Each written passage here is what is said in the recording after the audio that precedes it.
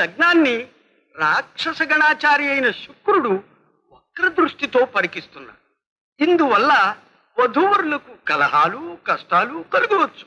అస్తు అస్తు, శాస్త్రం ఎప్పుడు ఏం చెప్పినా నిష్కర్షగాను కర్కశంగానే చెబుతుంది. మనం సౌమ్యంగా సారాంశమే తీసుకోవాలి. ఈ సందర్భంలో చూశారు, కలహం అంటే ప్రణయ కలహం అనే గ్రహించాలి. ఇక కష్టాలంటే చూశారు, బహు సంతాన ప్రాప్తనే వ్యాఖ్యానించాలి. కానీ ఇది దగ్ధయోగం కూడాను. ఈ లగ్నంలో అసలు వివాహమే జరగదని శాస్త్రం. ఆహాహాహా, మీ పాండిత్యానికి పారితోషికం ముట్టవలసిందే. కానీ మీ శాస్త్రాలు సామాన్యుల కోసం, మా కౌరవుల వంటి అసాధారణ అపూర్వ జాతకులకు కాదు. కావచ్చు. మరి శని ఈ గదిలో ఉండగా లక్ష శనిగ్రహాల పెట్టు మన శకుని బాబాయ్ ఈ గదిలో ఉండగా అసలు శని ఏ గదిలో ఉంటేయే?